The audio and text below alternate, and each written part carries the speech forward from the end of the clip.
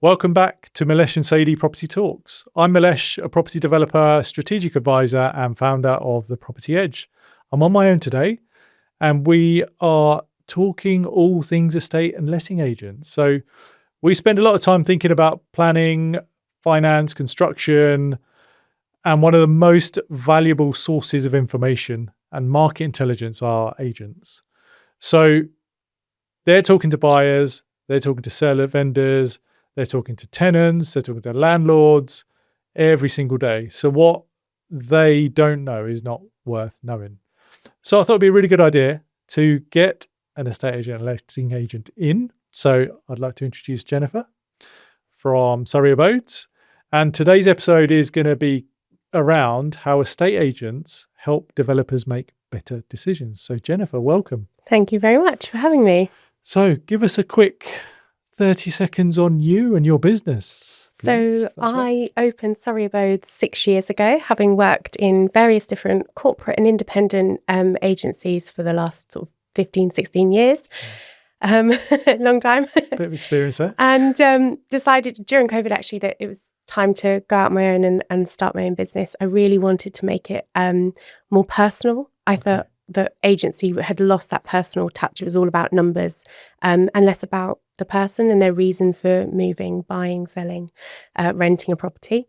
And I've never looked back since, really. It's been the best decision I've ever made. Excellent. I love that little USP there because you're right. I mean, there are lots of different agents with lots of different ethoses. And hearing that actually you're worried about the emotional side and making sure that it's a people's business, which ultimately it is, right? Yeah, 100%. Rather than how many can I sell? Yeah. How many boxes am I ticking? Exactly. Yeah. Okay, so not going to grill you much, I promise.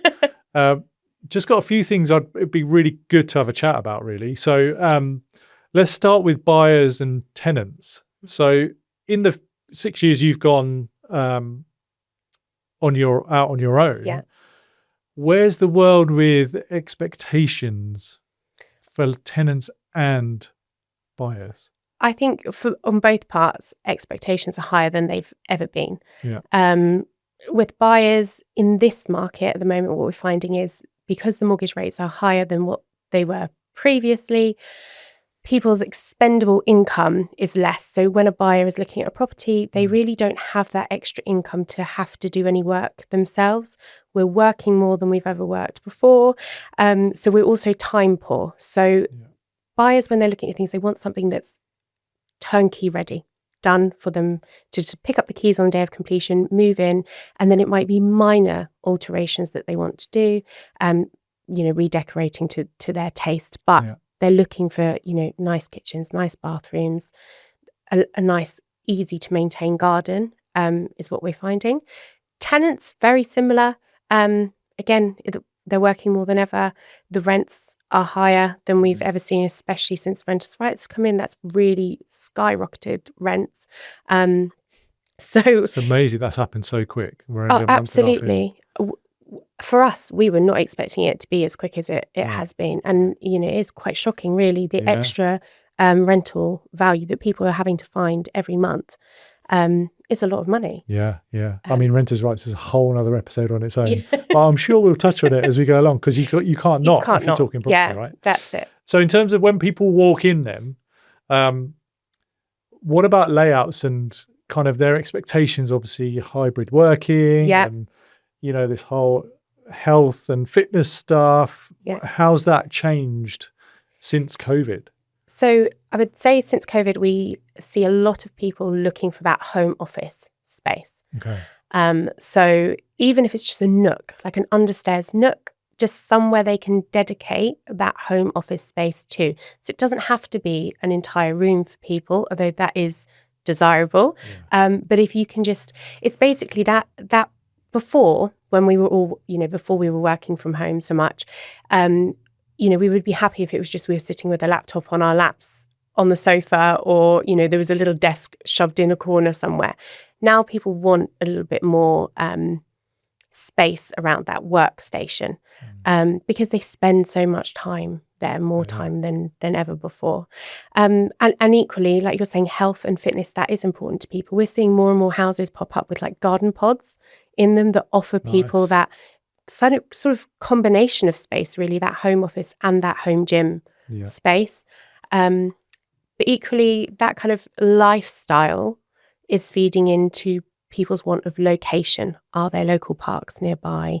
Are there local things for people to do? Like cycle routes, open water swimming, paddleboarding. Like, we're finding a lot of people have a lot more hobbies and interests that is determining where they're looking for a property. And I guess that's driven by the fact that they're home more.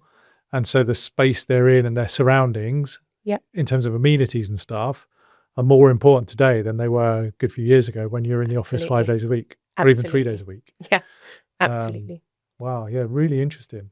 And so in terms of what's selling, we've talked about expectation. So imagine a property that's got the perfect layout. What's going to give it the edge to get it sold quicker? I would say the level of finish at the moment. Okay, interesting. Buyers are very picky, we're finding. And so if it has that higher level of finish or aesthetic, we live in a very instant world now. So a buyer's perception of a property has changed. They want it to instantly be done, be finished. There's no hassle. There's nothing they need to do. They want to be wowed. They do. We mentioned before. Yeah. They absolutely do. So there is quite a high bar to reach, but it's doable. And I think it's also how you present a property, in how you're furnishing it. If you have that capability of doing that, it's all about selling a lifestyle. So I've got to ask this because Sadie loves a bit of storage. How important is storage? Massively important. If I had £1 for every time somebody said to me, "There's no storage in this house," I'd be really wealthy. Wow. It's that, maybe she's right. Maybe it is a thing. I absolutely think she is. For us, it's all about that. It's very mundane, but actually, where is the cupboard that we keep the Hoover and the ironing board? And where is the cupboard that you throw away your shoes and your coats in the hallway? And, back in the day when we had these beautiful 1930s houses, we all had airing cupboards, with a big water cylinder in. Now we've moved to combi boilers. Those cupboards now become storage space that we actually all need for towels, bedding, all of those things. But actually, when you move to a house that has no storage and you've come from a house that does have that storage, you really miss it. And you think about it. And you do think about it. Yeah. It's always at the forefront of your mind. And there's people, I'm one of them. I have spells of looking around the house going, oh my God, it's a tip. Everything needs to be put away. I mean, it may not be put away well, but it just needs to be put away. Out of sight. And I guess that links to the storage angle. Yes. And in kitchens, you have those hidden, what do you call them? The hidden kind of little kitchen with your kettle and your air fryer and all those sorts of bits. Yes, like a cabinet, cabinetry, and your microwave sits inside it. Yes. Yeah. I mean, that they are cool. They are very cool. But that is what those sorts of things are. What people are looking for over and above the dedicated workspace and the dedicated gym space potentially, and obviously in the higher end. Yeah, and especially as you get into your family homes, kids come with a lot of stuff. Yeah. As you and I both know. Yeah. And that stuff has to go somewhere, and that does take up a lot of space. And it's finding smart solutions for those things to go. Rather than clunky. Yeah. In your face. In your face, yeah. Okay, cool. So we've covered profile of buyers and tenants and what they're looking for. We've got a better idea on what sells. Let's talk about spec. So from a developer's perspective, obviously margins are everything and they are being tightened given the way the market is at the moment. And Sadie and I did an episode previously where we were talking about how you've got to really think commercially and the little mistakes that you might have made previously that you could have relied on the market to recover for you. Now that's hitting the bottom line. Yep. And so it's really important to make sure that you're that forethought's gone into it, and that you've got your professional team around you to enable you to make those right decisions around budgets and everything else. Yeah. So positioning and pricing is key. I assume you see some properties that will just fly off the shelves. Yeah. And some that will just sit. Yes. Yeah. Just give me a bit on that. I would say it's a mix of things. So it does depend on your pricing. And I would say do your research, Yeah. know your market, know your area. Go and speak to your local agents. Yeah. Because they will be able to tell you what things have sold, what is sitting in that specific area. Because every area and the demographic of person looking is different. So you have to tailor it to that. Yeah. We have developers that come into us with floor plans and say to us, we're thinking of building this. Can you have a look at a floor plan and tell me any sort of alterations you think we should make or we should look at? Even down to sort of, in this area, would the buyer prefer 2 double bedrooms and a single bedroom? Or should I be configuring the landing slightly to get 3 better sized bedrooms? Should there be a utility? That seems quite popular at the moment. Or should we just increase the kitchen size to give it a bigger open plan feel? We're finding that people now are looking for that separate snug almost, and then an open plan kitchen diner. Yeah. So that's important to look at what you're going for from the start. And I would say when you look at spec, we sort of go on the things that a buyer can touch, that feel of things is important. Yeah. So, it might not be Farrow and Ball paint throughout, but actually if you've gone for a higher end door handle, so to speak, something they're going to open the door physically and feel, a nice worktop they're going to run their hands along during the viewing, all of those set in. It's like mindset, isn't it? It sets into their mind as they're walking around. Cooker tap, quarters worktops. Exactly. Those branded electricals, appliances. Yeah. Integrated over freestanding, 100%. And I think it's also about finding the right agent that's going to tell a story of the property. Even if it's a new build, it's knowing what that developer has put in to that property and having that information to deliver that to the client, to the prospective buyer, to say, it's had a cooker tap put in, it can do this, this, and this. These appliances have been put in, they all come with this warranty. People like to know they've got a warranty, especially with a new build. How long is that for? I'm paying an X amount of money for this house. I want to know what I'm getting. And that seems more important than ever, that people really want to have an understanding of what they are getting for their money. Yeah, interesting. So when developers come in, just from your perspective a minute, when you get that developer that walks in with a floor plan versus a developer that comes in saying it's finished, go and have a look at it. Like, how does that land with you guys? Because I'm assuming it can happen quite a lot. And so how do you go about it? It's all about conversation, isn't it? It's about knowing the area, knowing what their plans are for the development. I think a lot of developers come in and they say, all right, we're going to build 4 3-bed houses. And I say to them, okay, so who is your market? What is your market? Who are you building those for? And they'll go, probably a family. But they haven't, so the minute they say probably, they haven't really thought about who they are delivering these houses for. And it would be, for me, it's research, know the area, so like there'll be specific areas where I work that I know we have loads of people that are downsizing, selling these big family homes, releasing equity to give to younger family members so that they can get on the property ladder.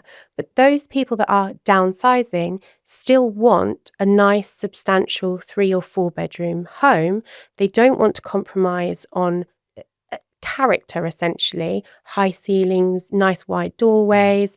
Because money's less of an issue for them. Exactly. So if those are the people you're tailoring it to, then know what they're looking for right from the offset, right from the get-go. And can you help people with that? Absolutely. And that is And about that's why they need to come talk to you. to a local agent. Yeah, exactly. That's why they need to come and see me personally. But it's about building those relationships with your local agents. It's about knowing the right person to go and speak to that will know the area that you want to develop in, because they will have data of their own of what houses have been selling recently and what has been sitting on the market.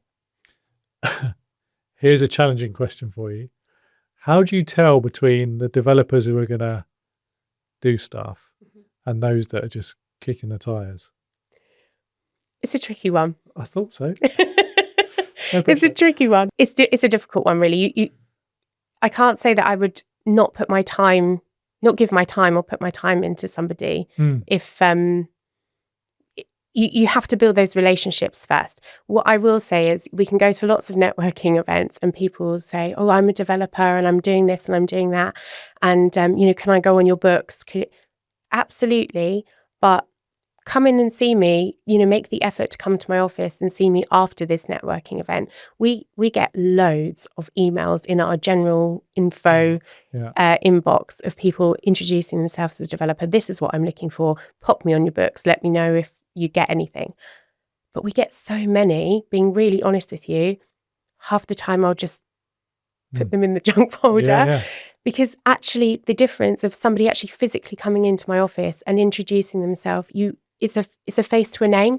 You remember that person. It's all about personal connection. You buy into people. And then from that, you build those relationships to know whether that developer is actually serious or whether they are a tire kicker. What a great way of putting it. I think it just reconfirms what we both know, in that relationships are absolutely everything. So many examples of it. The follow-up from networking. So you've heard it here first. You want to get in a good books? Take her a coffee as well. Well, yeah, I'll never say no to coffee. Yeah, turn up. Because it's that relationship. You get to know one another from a business perspective as well as a general kind of life perspective. And you instantly know whether it's going to fly or not. But the agents are expecting you to put in a little bit of effort to make yourself stand out a little bit versus that person who's sending an email or getting their AI to send an email. Yes. Whole nother conversation. Yes. So overpricing, I want to just touch on. So you must get, I'm sure you get, vendors and developers, investors who have done stuff up to go, no, I want this price and that's all about it. Yeah. How do you deal with that, knowing that it's overpriced? I would say every agent is different in how they deal with this. For me personally, I like to work with data. Nice. So, for us as agents, the online portals that you have all have back-end systems. You can use that information to give you specifics for a property, the road itself, what has sold recently, what has actually completed on land registry after they've had survey done, after negotiations have been had. And then equally, what houses are then sitting and at what price bracket are they sitting at? And for me, it's about delivering, being open and honest and delivering that information to the client. Everything has to be a conversation. Everybody has a price in mind that they want. And if they want to go on the market at that price, we would say, absolutely, we can try it for you. There's nothing to stop you going on that market. But looking at this data and what has sold recently, what hasn't sold recently, what's come off the market altogether without even going under offer, this is where I believe you would be best pitched at to get the right number of viewings through the door. Okay. And if they're adamant, listen, has it been really that bad? Have you had a case where it's that bad that you've just said, you know what, we're not the right agent for you? Yes. Go on, tell me. Yes. So we had gone out to evaluation, and another local agent had gone out who are notorious for overvaluing. Okay. And had, just to get the business, right? Yeah, and had overvalued £100,000 more. Wow. Than what we had gone out to value it at. But when we asked, well, how did they get to that price? Can you show us? They didn't provide them with any comparables because they had just plucked that figure just to try to win the instruction. And then over a 6-month period, we just watched it come down in £25,000 increments every 2 weeks. every day. Yeah, just slowly having it down. And then at that point, that's when you pick up the phone to that client and say, listen, I know you've been on for a little while. I've seen it reduce. And now what you don't want to do is chase a falling market. Yeah. So how about, you think about, could we help you in any way? Could you change agent? How about we go for a different marketing strategy? What could we do differently to help reposition your house back in the market? Because that's so important. Because as you say, you work off a lot of data. People who know what they're doing work off the data as well. And it's very easy to find the history of a property. And so you'll see that, like we get access to seeing what that individual listing is doing over that period of time. In fact, one of the things that I've told people to do that I work with is on Zoopla and on Rightmove. Zoopla is a little bit more detailed, but on Rightmove, you can say oldest listed. Yes. And immediately, if there's stuff that sat there for a year or two, you know that it's either on there by accident and it's just not come off. Well, that's an opportunity to pick up the phone to an agent, isn't it? Yeah. To say, oh, by the way, I've seen this property. I'm assuming it's gone. By the way, I am. Let me come and bring you some biscuits and a coffee. Can we have a chat? Yeah. But it opens doors, right? Door, because and actually, from an agent's perspective, there may have been some reason why that is still there. It might have been an internal error, or it might genuinely be there still. Yeah. So your perception of that person giving you a call may influence your view of them. Yes, absolutely. Before they bought the coffee. Yes. So there's so much out there, and it's interesting to hear it from your side. And people they are unrealistic, but it's driven by data in terms of where you respond to them. Yeah, it has to be. And at the end of the day, if I don't sell your house, I don't get paid. So I want to make sure we're pitching it at the right price for you and for me as a company. It has to work for everybody, but at the end of the day, you are my client, so I will always work to the best of my ability to get you the best price I can within that market. Yeah, within reason. Yeah. Okay, so let's talk about exit then. So various strategies from an investor developer perspective. You could hold it versus sell it. Obviously, customer is really important. In today's world, with the way the market is at the moment, what are you seeing more of? Are people looking to develop stuff to hold on to or to sell on? And by develop, I mean developers doing a number of units or investors doing, the odd one or two refurbs here and there.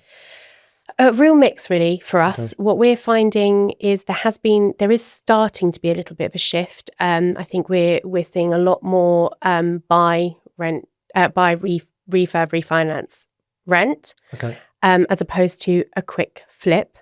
I think that is the cost of materials at the moment are astronomical. And so the margin is less in what you can make if you're doing a flip. So people are thinking longer term in terms of that rental versus in and out. At the moment. And I also don't know whether the mortgage rates, like a buy-to-let mortgage interest rate, is slightly higher at the moment. So I don't know whether that is having an effect on people's thinking, whether they, residential mortgages are slightly higher than what they were before. So I don't know whether that is having an effect on people's thinking. So then keeping it longer term, even if they do a 5-year fixed rate on a buy-to-let mortgage, rent it out, see how the market is in the next coming years, and then switch strategy. So less people relying on the market when it comes to flipping properties, and they're thinking more longer term. On the rental side. Yeah, interesting. Okay. What are you finding? What are you doing? So we are looking for capital strategies at the moment. Actually, we are seeing opportunity with renters' rights. So whilst that is our primary strategy, if there are rental landlords who are looking to get out, we would look for vacant possession and then look to rent it out and then sell on as a performing asset. I think the world of flips at the moment is dodgy unless you can get in like really, really low price, which is harder to find. Not impossible, but they're out there. They are out there, but harder to find. Yes. So the idea of buying something that I call them ones and twos. So landlords who have got 1 or 2 properties, renters' rights is the final kind of straw, and they just want out. So stuff like that we're focusing on a little bit more with a view to get it performing, and then get out. And the reason for doing that is because the market's so unpredictable at the moment. We can, once we get to that point of refinancing it, we can choose how long we're going to hold on to it for. Yes. So at least the money's working for us in the short term, less than normal, but short term. And then if you've got a performing asset, then, and it's post renters' rights, then the security should be there. Yes. For somebody to just take it on as a rented property with no work, relatively newly done. Yeah.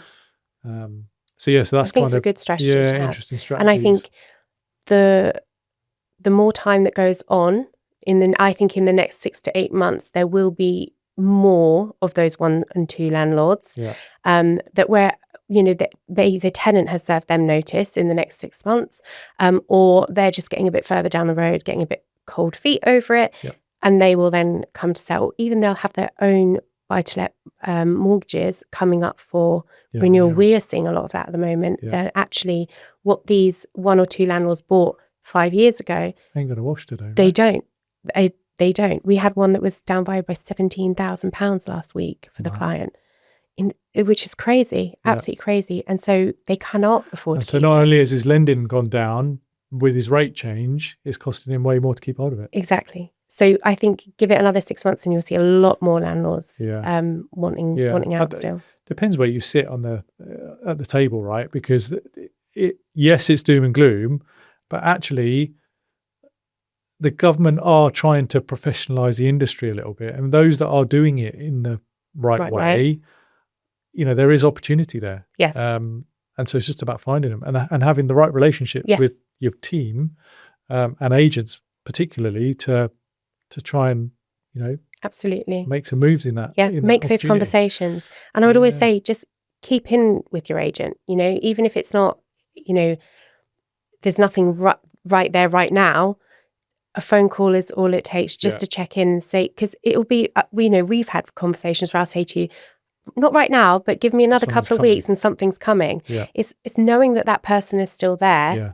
And ultimately, from your perspective, you want certainty, right? Exactly. So you want to be able to go to your client, to your vendor and say, I've got somebody who's interested. They're going to shift fairly quickly. We'll get an outcome fairly quickly. And from their perspective, it gives confidence in you. Yep. You've got somebody that's potentially ready for it. Yep. It just makes the process so much easier 100%. and much smoother. So thank you. We're going to move on to the hot seat. So this is where we get questions come in from people asking us about something topical. And so this time we're debating whether to hold or sell a completed project. What market signals should we be looking at? Depends on the project that they've got, really, doesn't it? I would say at this moment in time, it is very much a buyer's market. Mm-hmm. If it was me in that position, I would potentially hold on to it for a little bit, let the market bounce back slightly, and then look at selling. Is that what you would? I'm just reading it myself again. I think for me, it's about what's your original plan. Yeah. And number one, there should be. Yeah. Because if there isn't, then that's not great. Yeah. The days are gone of just suck it and see when it's done. Yeah. So depending on what the original strategic angle is, will depend on whether you go ahead with that or not. So I think that needs to be your priority. Mm-hmm. And if it was a flip, for example, and the market is the way it is at the moment, and actually it's not going to fly, or I'm not going to make any money on it, then I always say you should always do your numbers on 2 exits. So flip shift primary strategy, just make sure it's making something or at least costing you nothing. Yeah. If you had to rent it out. Yeah. So that when situations like this do come, it's not all doom and gloom and you're not forced to sell at a loss. Exactly. You've got so thinking longer term, understand where you're at cash flow wise and what you need, right? What do you need out of it for your next project? Yeah. And also, I'm sure you'll agree, there's lots and lots of noise in the world of property. And you've really got to be tuned into what you're hearing. Yes. And take your own view, because headlines are there to sell stories, right? Absolutely. And what's actually going on in the real world, you can know if you're close to it and interpreting it in the right way. I say, what's the so what? Yeah. So I'm seeing all these headlines and, you get a summary of what's going on. Well, what's the so what? What does that actually mean for me, my area, my strategy? I was just about to say that really area is key. Know your area, because not every area is the same. Not every area in the country is seeing the same. So all these headlines are very generic, but actually, does that correlate to where I am? Exactly. Yeah. Brilliant. Thank you very much. Where can people find you? How can they get hold of you? So you can find us, our website is www.surreyabodes.co.uk. We have an Instagram page, Facebook page, and our office is in Ash Vale in Surrey, but we cover the whole of Surrey. Brilliant. Thank you. Loads of insights there from Jennifer. Thank you very much for joining. I think the biggest takeaway from today has been build the relationships, work with your agents to understand your market, down to, with area, down to street, property type. And buyers' expectations are higher today than they have been before. Mm-hmm. And so it's really important that you understand that and build to that market. Yeah. Thank you very much again, and we'll see you in the next episode.